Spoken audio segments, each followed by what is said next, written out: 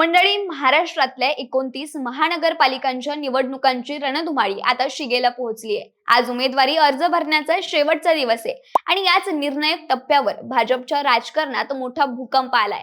ज्या पक्षाने गेल्या काही महिन्यात इनकमिंगची जोरदार रणनीती राबवत इतर पक्षांमधल्या नेत्यांना आपल्या पक्षात घेतलं, त्याच भाजपमध्ये आता निष्ठा विरुद्ध बाहेरून आलेले नेते असा संघर्ष उफाळून आलाय।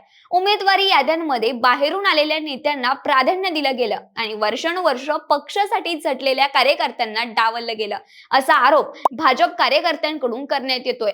परिणामी पुणे, मुंबई, संभाजीनगर, नाशिक अशा महत्त्वाच्या महानगरपालिकांमध्ये भाजप विरोधातच भाजप कार्यकर्त्यांकडून आंदोलन, घोषणाबाजी आणि उघड नाराजी व्यक्त केली जाते। त्यामुळे निष्ठावंत कार्यकर्ते बंडखोरीच्या भूमिकेत जाण्याची शक्यता देखील आता वर्तवली जाते। ऐन निवडणुकीच्या तोंडावर भाजप समोर अंतर्गत असंतोषाचा प्रश्न उभा राहिलाय। यामुळे हा राग फक्त उमेदवारीपुरता मर्यादित राहणार का, की याचा थेट फटका आगामी निवडणुकांमध्ये भाजपला बसणार? भाजपने स्वतःच्याच पायावर कुऱ्हाड मारली आहे का आणि हे नाराजी नाट्य कुठे कुठे रंगले याचीच माहिती सांगणारा हा व्हिडिओ। नमस्कार, मी हर्षदा आणि तुम्हाला तर माहिती आहे आपला विषयच भारी आहे। मंडळी, महानगरपालिका निवडणुकांच्या तोंडावर पक्ष विस्ताराचा दावा केला जात असताना प्रत्यक्षात मात्र पक्षा अंतर्गत अस्वस्थतेचं चित्र अधिक ठळक होत चाललंय। परिणामी उमेदवारी जाहीर झाल्यानंतर संपूर्ण महाराष्ट्रात नाराजी नाट्य रंगले। खरं तर राज्यातील आगामी महानगरपालिका निवडणुकांची चाहूल लागताच राजकीय पक्षांतरांना वेग आला होता। ज्या पक्षातून उमेदवाराची ऑफर येईल त्या पक्षात नेते आणि कार्यकर्ते सर्रास प्रवेश करत होते। त्यामुळे निष्ठावंतांना उमेदवारी देताना डावललं जाणार का अशी भीती व्यक्त केली जात होती आणि सध्याच्या घडीला नेमकं तसंच चित्र आहे। विशेष म्हणजे भाजपने इतर पक्षांना सुरुंग लावत अनेक नेत्यांना उमेदवारीची ऑफर देत भाजपात घेत त्यांना खुश केलं होतं। मात्र भाजपने निष्ठावंत कार्यकर्त्यांना उमेदवारी नाकारत त्यांना नाराज केलंय। परिणामी महानगरपालिका निवडणुकीच्या उमेदवारी जागा वाटपावरून भाजपमधील अंतर्गत खदखद आता चव्हाट्यावर आली आहे। संभाजीनगरच्या प्रभाग 20 मधील इच्छुक उमेदवार दिव्या मराठे यांना तिकीट नाकारल्यानं त्यांनी भाजपच्या प्रचार कार्यालयात नेत्यांना अक्षरशः धारेवर धरलंय। 18 वर्ष पक्षाचं काम केलं, 18 केसेस अंगावर घेतल्या, पण आज 15 दिवसांपूर्वी आलेल्यांना तिकीट दिलं जात आहे असा संताप व्यक्त करत दिव्या मराठे यांनी भाजपच्या स्थानिक नेत्यांवर हल्लाबोल केलाय। दिव्या मराठे यांनी यावेळी मंत्री अतुल सावे, खासदार भागवत कराड आणि शहराध्यक्ष किशोर शितोळे यांच्यावर अन्यायाचा थेट आरोप केलाय। त्या म्हणाल्या, जेव्हा पक्ष कठीण काळात होता तेव्हा माझी मुलं लहान असतानाही मी घरदाराचा विचार न करता पक्षाचं काम केलं। आज पक्ष एक नंबरवर आल्यावर आम्हा जुन्या कार्यकर्त्यांना डावललं जात आहे। नेत्यांच्या बायका एसी मध्ये बसतात आणि कार्यकर्त्या महिलांनी मात्र रस्त्यावर उतरून संघर्ष करायचा का असा बोचरा सवाल त्यांनी उपस्थित केलाय। सोबतच त्यांनी आमरण उपोषणाचा इशारा देखील दिलाय। खरं तर केवळ दिव्या मराठेच नाही तर भाजपमधील अनेक महिला कार्यकर्त्यांमध्ये या उमेदवारी वाटपावरून नाराजी असल्याचं चित्र आहे। मी रडणार नाही तर या अन्यायाविरोधात लढणार आहे, मी अपक्ष उमेदवारी अर्ज भरणार असून थेट पक्ष कार्यालयातच आमरण उपोषणाला बसणार आहे असा इशाराही मराठे यांनी दिलाय। सोबतच दिव्या मराठे यांच्यासारखंच अनेक निष्ठावान कार्यकर्ते तिकीट नाकारल्यानं नाराज होऊन भाजपच्या प्रचार कार्यालयात धडकत आहेत। यावेळी कार्यकर्त्यांना अक्षरशः अश्रू अनावर झालेत। नुकत्याच पक्षात आलेल्या आणि कोणताही अनुभव नसलेल्यांना तिकीट देण्यात प्राधान्य दिल्यानं भाजपमध्ये पुन्हा एकदा निष्ठावान विरुद्ध आयात या वादाची ठिणगी पडली आहे। त्यामुळे अनेक जुने कार्यकर्ते नाराज असल्यानं याचा परिणाम निकालावर होऊ शकतो अशी चर्चा होतीये। त्यामुळे संभाजीनगरमध्ये भाजपचे निष्ठावंत कार्यकर्ते भाजपच्या विरोधात जाण्याची शक्यता आहे। सोबतच ठाण्यात देखील असंच नाराजी नाट्य पाहायला मिळाले। ठाण्यातील भाजप उमेदवारांची पहिली यादी रात्री उशिरा जाहीर करण्यात आली। परिणामी ठाण्यातील वर्तक नगर येथील भाजपच्या विभागीय कार्यालयात नाराज इच्छुकांनी पहाटे उशिरापर्यंत गर्दी केली होती। यापैकी काही इच्छुकांनी कार्यालयात उमेदवारी नाकारली म्हणून भाजप कार्यालयात तोडफोड सुरू केली होती। ठाण्यातील प्रभाग क्रमांक 15 येथील काही नाराज उमेदवारांनी जोरदार घोषणाबाजी करत कार्यालय दणाणून सोडलं होतं। यापैकी काहींनी कार्यालयातील केबिनच्या काचही फोडल्या। आमदार संजय केळकर आणि निरंजन डावखरे यांच्या विरोधात जोरदार घोषणाबाजी केली। इंदिरानगर, रूपादेवी पाडा या ठिकाणी भाजपच्या विद्यमान नगरसेवकाला उमेदवारी नाकारल्याचा निर्णय पक्षश्रेष्ठींनी घेतला. याशिवाय घोडबंदर भागातील काही ठिकाणी इच्छुक उमेदवारांचे तिकीट कापलं गेल्यानं नाराजी उफाळून आल्याचं चित्र पाहायला मिळालं. मंडळी, नाशिकमध्ये भाजपनं मोठी इन्कमिंग करत विरोधी पक्षातील 5 बड्या नेत्यांना पक्षात प्रवेश दिला होता. या पक्ष प्रवेशाला भाजप आमदार देवयानी फरांदे आणि भाजपच्या काही निष्ठावंत कार्यकर्त्यांनी विरोध केला होता. परिणामी या प्रवेश सोहळ्यावरून नाशिक भाजपमधील अंतर्गत कलह चव्हाट्यावर आला होता.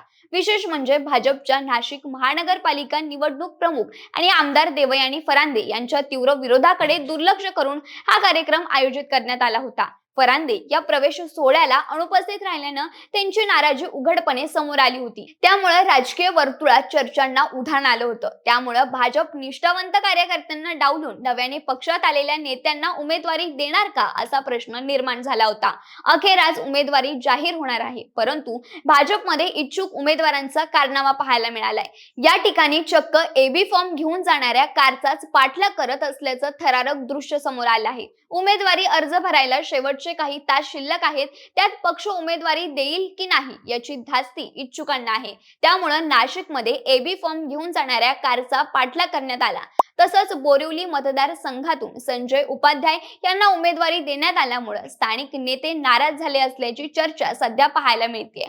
गोपाळ शेट्टी, शिवानंद शेट्टी, गणेश खणकर, प्रवीण दरेकर यांच्या कार्यकर्त्यांमध्ये नाराजी असल्याचं पाहायला मिळत आहे. तर सातत्यानं आयात उमेदवारांमुळे भाजपमध्ये बंडखोरीची शक्यता असल्याचं सांगितलं जात आहे. दरम्यान बोरिवलीतील भाजपचे स्थानिक कार्यकर्ते रस्त्यावर उतरलेत. बाहेरचा उमेदवार नको म्हणत कार्यकर्त्यांनी आंदोलन केलंय. भाजप कार्यकर्त्यांना संजय उपाध्याय यांच्या उमेदवारीला विरोध असल्याचं पाहायला मिळतंय. तसंच भाजप कार्यकर्त्यांनी स्थानिक उमेदवारालाच संधी देण्याची मागणी केली आहे. सोबतच मुंबई महापालिका निवडणुकीचा अर्ज भरण्याच्या शेवटच्या दिवशी मुलुंडमध्ये देखील भाजपमध्ये मोठी नाराजी नाट्य पाहायला मिळालं. भाजपचे मुलुंड विधानसभा महामंत्री प्रकाश मोटे यांनी आपल्या सदस्यांचा तडकाफडकी राजीनामा दिला आहे. उमेदवारी वाटपावरून कार्यकर्त्यांमध्ये असलेला असंतोष आता उफाळून आला असून एकामागून एक राजीनामे पडत असल्यानं भाजपच्या गोटात खळबळ माजली आहे. ऐन मतदानाच्या तोंडावर पक्षातील ही गळती भाजपसाठी चिंतेचा विषय ठरतेय. पुण्यात देखील महानगरपालिका निवडणुकीच्या अनुषंगानं घडामोडींना वेग आलाय. विधानसभा निवडणुकीवेळी चंद्रकांत पाटील यांच्या विरोधात भूमिका घेणाऱ्या अमोल बालवडकर यांना भाजपने उमेदवारी नाकारली आहे. त्याचबरोबर त्यांच्या जागेवर लहू बालवडकर यांना उमेदवारी देण्यात आली आहे. विधानसभा निवडणुकीच्या वेळी अमोल बालवडकर यांनी मंत्री चंद्रकांत पाटील यांच्या विरोधात भूमिका घेत थेट देवेंद्र फडणवीसांकडे गाऱ्हाणं मांडलं होतं आणि कोथरूडमधून आमदारकीसाठी उमेदवारी देण्यासाठी हट्ट धरला होता. त्यानंतर आता अमोल बालवडकर यांची उमेदवारी भाजपनेच नाकारली आहे. त्यामुळे लहू बालवडकर यांची लॉटरी लागली आहे. तर भाजपने उमेदवारी नाकारल्यानंतर आता अमोल बालवडकर यांनी आपली प्रतिक्रिया व्यक्त केली आहे. विधानसभेला देवेंद्र फडणवीस यांनी शब्द दिल्यानं माघार घेतली होती. 1 लाखाच्या मताधिक्यानं चंद्रकांत पाटलांना निवडून आणलं. त्यानंतर भाजपाने माझ्यासोबत दगाफटका केला. मला 2 दिवस अगोदर जरी सांगितलं असतं तरी मी ऐकले असतं. मात्र ऐनवेळी मला उमेदवारी नाकारली. मी दादांच्या पक्षात जाण्याचा निर्णय घेतलाय. मुख्यमंत्री देवेंद्र फडणवीस यांनी शब्द दिला होता, तो शब्द पाळला गेला नाही. यामध्ये भाजप पक्षाचं नुकसान आहे, माझं नाही. याचं नुकसान माझ्यापेक्षा जास्त भाजपला होणार आहे. याचा फटका भाजपला बसेल असं अमोल बालवडकर यांनी म्हटलंय. थोडक्यात काय तर महाराष्ट्रात सध्या जे चित्र दिसतंय ते केवळ काही ठिकाणांपुरतं मर्यादित नाही, तर ते राज्यव्यापी पॅटर्न बनत चाललंय. भाजपने पक्ष विस्तारासाठी राबवलेली इनकमिंग रणनीती अल्पकालीन ताकद वाढवणारी वाटत असली तरी तीच रणनीती आता निष्ठावंत कार्यकर्त्यांचा विश्वास ढासळणारी ठरणारी दिसतेय. पहिला आणि मोठा धोका म्हणजे बंडखोरी. संभाजीनगर, ठाणे, नाशिक, मुंबई, पुणे अशा ठिकाणी उघड नाराजी, आंदोलनं, तोडफोड, राजीनामे आणि अपक्ष लढण्याचे इशारे हे संकेत देतात की ही नाराजी फक्त बोलण्यापुरती राहणार नाही, तर स्थानिक पातळीवर कार्यकर्त्यांचा रोष जर प्रत्यक्ष मैदानात उतरला तर त्याचा थेट परिणाम मतांवर होऊ शकतो. दुसरा फटका म्हणजे ग्राउंड लेवल मॅनेजमेंट कोलमडण्याचा धोका. महानगरपालिका निवडणुकांमध्ये बूथ व्यवस्थापन, मतदारांची थेट संपर्क आणि स्थानिक नेटवर्क हे निर्णायक असतं. हे सगळं काम निष्ठावंत कार्यकर्त्यांवर अवलंबून असतं. जर हेच कार्यकर्ते नाराज झाले, निष्क्रिय राहिले किंवा विरोधात गेले तर भाजपला शहरी भागात मोठा फटका बसू शकतो. तिसरा मुद्दा म्हणजे निष्ठावान विरुद्ध आयात. असा संघर्ष विरोधकांना भाजप विरोधात प्रचारासाठी आयतं हत्यार मिळालं आहे.